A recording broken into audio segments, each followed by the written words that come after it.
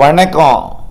செல்வகுமாரின் 2026 வானிலை கண்ணோட்டம். 2026 எல் நினோவா லா நினாவா 2026 எப்படி அமையும்?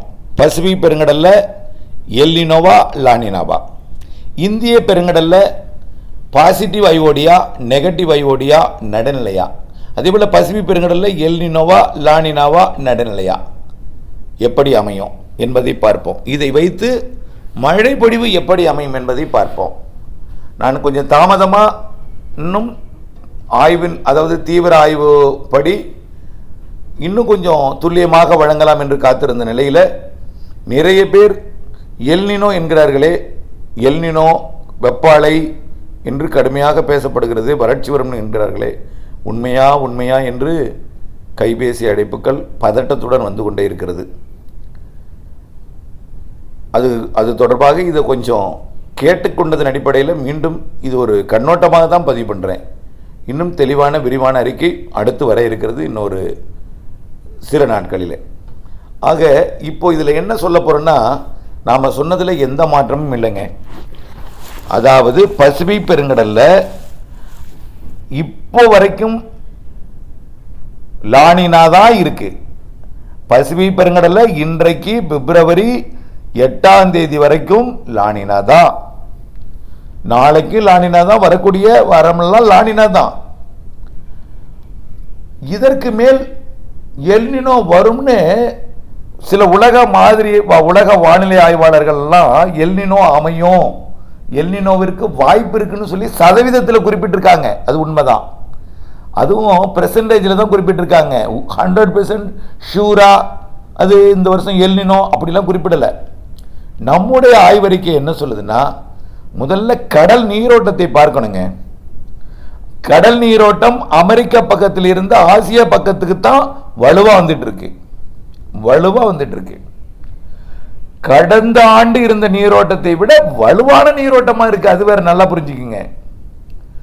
இதுல மத்திய பசிபிக் பெருங்கடல், நிலநடுக்கோட்டில் மத்திய பகுதியில் பசிபிக் பெருங்கடல்ல கொஞ்சம் அந்த நீரோட்டம் சுழலுது. கிழக்கு நோக்கி வந்து மீண்டும் மேற்கு நோக்கி போய், மீண்டும் கிழக்கு நோக்கி வந்து மேற்கு நோக்கி போய் இப்படி வட்டமடித்துட்டு இருக்கு. இதை வைத்து இந்த வருஷம் எல் நினோ வரும், எல் நினோ அமைப்பு வாய்ப்பு இருக்கு அப்படின்னு சொல்றாங்க. இது போல கடந்த சில ஆண்டுகளுக்கு முன்பு கூட அது போல இருந்துச்சு. நீரோட்டத்தை பார்த்தால் தான் உண்மை என்னன்னு புரியும். நீரோட்டத்தை வைத்து பார்க்கும் பொழுது இந்த வருடம் லா நினா தான். ஒருவேளை உலக வானிலையாளர்கள் படி அது எல் நினோவுக்கு போகும் என்றால் வாய்ப்பே இல்லை, நடுநிலையாக இருக்க வாய்ப்பு இருக்க தவிர அதுவும் சான்ஸ் தான். என்னை பொறுத்த வரைக்கும் அடித்து சொல்லலாம், இந்த வருடம் அது லா நினா தான். நடுநிலைக்கு வாய்ப்பு இருக்கு, ஆனால் எல் நினோ கிடையாது. பொறுத்திருந்து பாருங்க. ரைட். அடுத்தது பார்த்தீங்கன்னா, நான் அதுக்கப்புறம் நீங்கள் சொன்னதுக்கப்புறம் நான் எடுத்து இணையதளங்களில் தேடினேன். இணையதளங்களில் இருக்கு. இணையதளங்களில் பல்வேறு நாடுகளின் வானிலை வல்லுநர்கள்லாம் இந்த வருஷம் எல் நினோவுக்கு, ஏன் நம்முடைய இந்தியாவினுடைய தனியார் வானிலை நிறுவனம் ஒன்று இருக்கு, ஸ்கைமெட், அது கூட அப்படி தான் சொல்லியிருக்காங்க, எல் நினோவிற்கு வாய்ப்பு இருக்குன்னு. ஆனால் எல் நினோவுக்கு நம்மை பொறுத்த வரைக்கும் வாய்ப்பு குறைவு தான்.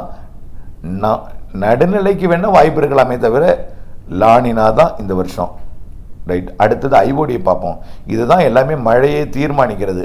கடந்த வடகிழக்கு பருவமழை பெய்த போது, வடகிழக்கு பருவமழை தொடங்கிய பொழுதெல்லாம் பார்த்தீங்கன்னா நெகட்டிவ் ஐஓடி இருந்துச்சு. நெகட்டிவ் ஐஓடினா சுமத்ரா தீவு பக்கம் வெப்பம் அதிகமாக இருந்தால் அது நெகட்டிவ் ஐஓடி, அதாவது சோமாலிய பக்கத்தை விட. ரெண்டு பக்கமும் சமமாக இருந்ததுன்னா நடுநிலை ஐஓடி.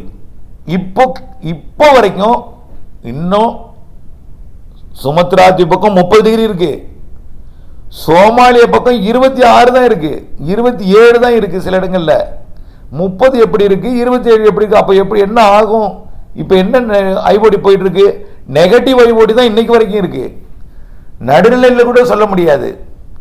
சோமாலிய பக்கம் 27 சுமத்ரா தீவு பக்கம் 30 இருக்கு. அப்போ இது என்னது? நெகட்டிவ் ஐஓடி தான் இன்னைக்கு இருக்கிறது. ஆனால் கடல் நீரோட்டம் சோமாலியா பக்கத்தை நோக்கி கிழக்கில் இருந்து மேற்கு நோக்கி வலுவான நீரோட்டம் பயணிக்குது. இது அரபிக்கடல் வெப்பத்தை தான் உயர்த்துதே தவிர சோமாலிய பக்கம் உயர்த்தவில்லை. நீண்ட காலமாக பயணித்துட்டே தான் இருக்கு. கிட்டத்தட்ட ஒரு 25 நாளாக பயணித்துட்டு இருக்கு. 25 நாளைக்கு மேலே வலுவாகவே பயணிச்சுட்டு இருக்கு. வடகிழக்கு பருவமழை நிறைவடைந்ததுலேருந்து இப்படித்தான் இருக்கு, வலுவாக பயணிச்சுட்டு இருக்கு. எங்க இப்போ சோமாலியா வரைக்கும் போனாலும் அரபிக்கடலோட கேரளா பக்கம் தான் வெப்பம் உயர்ந்திருக்கு. ஆனால் இது வரைக்கும் சோமாலியா பக்கம் வெப்பம் உயரலை. இன்னைக்கு வரைக்கும் நெகட்டிவ் ஐஓடி தான் இருக்கு. இப்போ இருக்கக்கூடிய சூழ்நிலையை பார்க்கும் பொழுது நடுநிலை ஐஓடியா மாறலாம். வரக்கூடிய தென்மேற்கு பருவமழை காலத்திலையும் இந்த கோடை காலத்திலையும் நடுநிலை ஐஓடியா மாறும். பாசிட்டிவ் ஐஓடியா மாறுறதுக்கும் வாய்ப்பு இருக்கு. ஓகேயா? சரி, ஐஓடியை பற்றி பிரச்சனை இல்லை. பாசிட்டிவ் ஐஓடி இருந்தால் என்னாகும்? அரபிக்கடல் நிகழ்வு தீவிரமாக இருக்கும். பாசிட்டிவ் ஐஓடி இருந்தால் தான் அரபிக்கடலில் வெப்பம் அதிகமாகும். அரபிக்கடல் வெப்பம் இருந்தால்தான் அரபிக்கடலோர மாநிலங்களில் மழை அதிகமாக பொழியும். அப்போ தான் கேரளா கர்நாடகாவிற்கெல்லாம் மழைப்பொழிவு, அணைகளை நிரப்பும் மழைப்பொழிவெல்லாம் கொடுக்கும். நல்லா புரிஞ்சுக்குங்க. அப்போ பாசிட்டிவ் ஐஓடியாக மாறிட்டு இருக்கு. பாசிட்டிவ் ஐஓடி தென்மேற்கு பருவமழையை கூடுதலாக கொடுக்கும். கண்டிப்பா காற்று போய் திரும்பும் பொழுது மேலே பட்டு பட்டு பட்டு பட்டு டெம்பரேச்சரை குறைச்சாலும் குறைய விடாமல் பாதுகாக்கும். நம்ம சொல்லியிருக்கோம் ஏற்கனவே.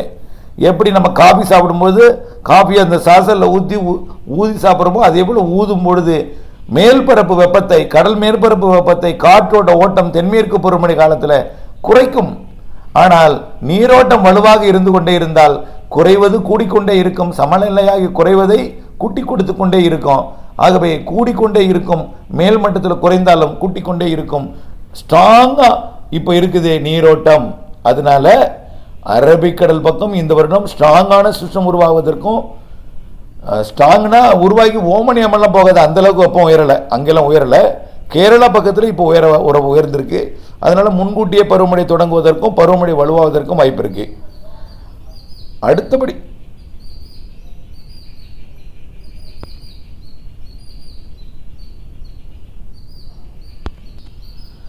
ஆக ஐஓடியை பொறுத்த வரைக்கும் தென்மேற்கு பருவமழைக்கும் கோடை மழைக்கும் சாதகமாக இருக்கிறது. ஐஓடியை பொறுத்த வரைக்கும் கோடை மழைக்கும் தென்மேற்கு பருவமழைக்கும் சாதகமாக இருக்கு. கடந்த சில நாட்களுக்கு முன்பு அரபிக்கடலில் சிஸ்டம் அதிகமாக உருவாகுமா, வங்கக்கடலில் சிஸ்டம் அதிகமாக உருவாகுமா இந்த வருஷம்னு ஒரு கேள்வி கேட்டிருந்தாங்க நண்பர் ஒருவர்.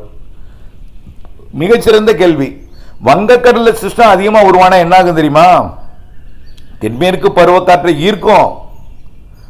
தென்மேற்கு பருவக்காற்றை ஈர்க்கும்.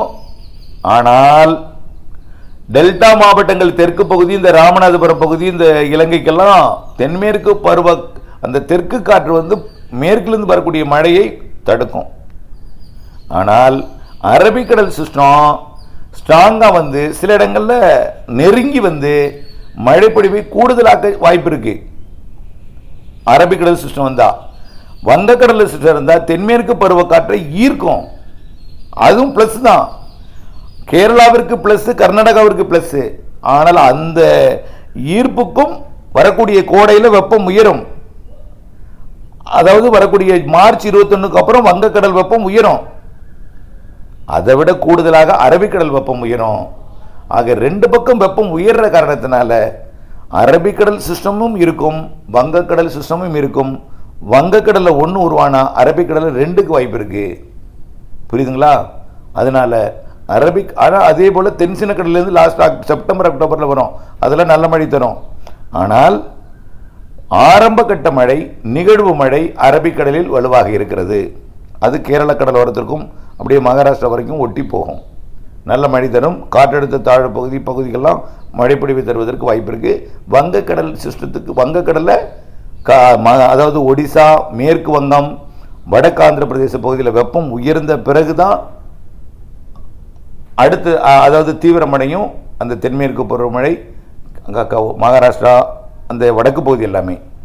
ஆனால் இப்பொழுதைக்கு தொடக்கம் முன்கூட்டியே பருவமழை தொடங்குவதற்கும் அரபிக்கடல் சிஸ்டம் உருவாக்கி நெருங்கி வருவதற்கும் சார் விலகி போயிடுமா அப்படின்னு நீங்கள் கேட்கலாம். ஏன்னா ஓமன் ஏமனில் டெம்பரேச்சரே இல்லை. ஈரான் ஒட்டியும் ஏமன் வளைகுடா ஏடன் வளைகுடா ஒட்டி டெம்பரேச்சர் கிடையாது. இப்போ கேரளா கர்நாடக கரையோரம் உயர்ற காரணத்தினால நெருங்கி வரதான் வாய்ப்பு இருக்குது. தென்மேற்கு பருவமழை வலுத்து பெய்ய வாய்ப்பு இருக்குது இந்த வருடம் முன்கூட்டியே தொடங்கி. வங்கக்கடல் சிஸ்டம் உருவானதான் அதாவது பருவக்காற்று இங்கே நுழையும். வேறு எங்கேயும் நிகழ்வு போகிறதுக்கு வாய்ப்பில்லை அரபிக்கடலில். அதனால் கண்டிப்பாக இப்போ பருவமழை நல்லா இருக்குது. தென்மேற்கு பருவமழை கோடை மழை நல்லா இருக்குன்னு ஏற்கனவே சொல்லிட்டோம். அதை பற்றி கவலைப்பட வேண்டாம். இந்த ஆண்டு லானினா என்பதில் மாற்றமில்லை, நடுநிலையில் இருக்கலாம், அவ்வளோதான். தவிர குழப்பிக்கொள்ள வேண்டாம். தயவுசெய்து பொறுமையாக இருங்கள், புரியும் போக போக. நன்றி.